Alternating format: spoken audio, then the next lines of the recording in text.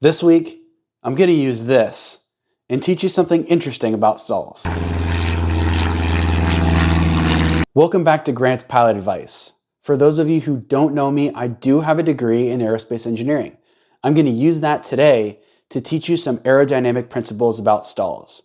I may confuse you initially, but you'll come around by the end. Let's do a quick review of stalls. Remember that a stall has nothing to do with the engine. A stall is a loss of lift due to airflow separation over the wing. Here are a few things that will help us to understand stalls better.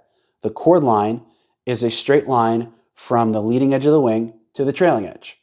The relative wind is the direction of movement of air around an aircraft or airfoil.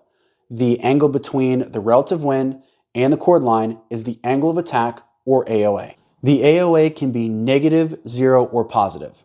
As AOA increases, airflow over the wing begins to separate.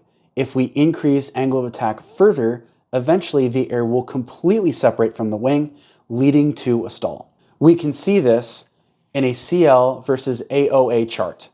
A diagram like this exists for all airfoils and is created based on experimental data.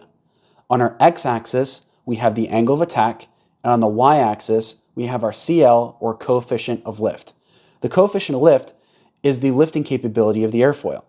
As our angle of attack increases, our lift increases. But as we approach our maximum lift, we reach a point where lift sharply decreases. This is the critical angle of attack. The airfoil always stalls at the critical angle of attack, independent of airspeed. Now it's time for me to confuse you a little bit. Section 2 in the Cessna Skyhawk Pilot's Operating Handbook defines stall speeds. The bottom of the white arc on the airspeed indicator is the stall speed in landing configuration with flaps full. The bottom of the green arc is the stall speed with flaps up. But didn't I just say that the wing will stall at the critical angle of attack independent of airspeed?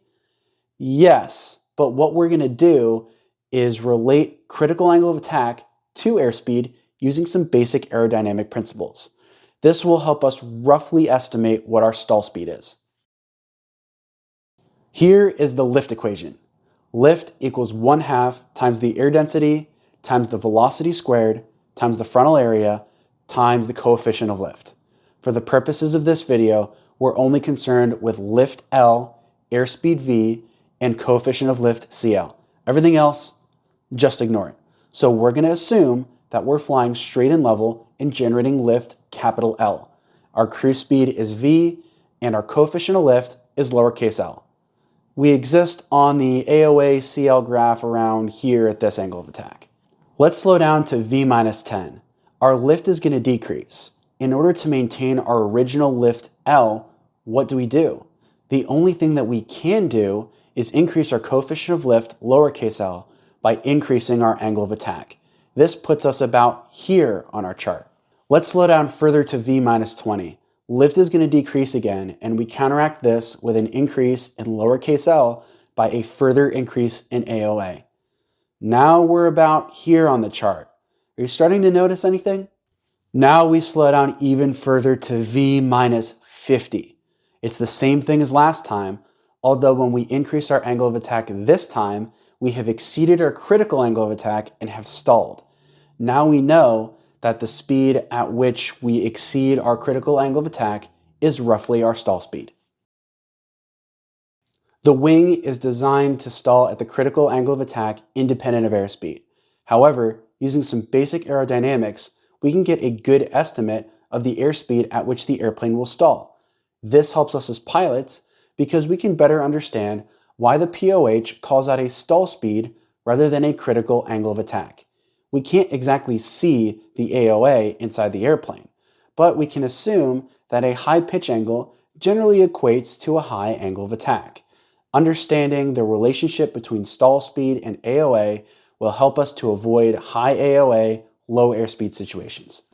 I know this video is a bit confusing, so don't be afraid to ask a question if there's something you didn't understand. I'm still taking suggestions for future videos, so if you have a suggestion, leave me a comment. Make sure you subscribe to my channel so you don't miss those future videos, and check out another video while you're there. Leave a like on this video and Share this with someone to teach them something interesting about stalls. Thanks so much for watching. Fly safe and never stop learning.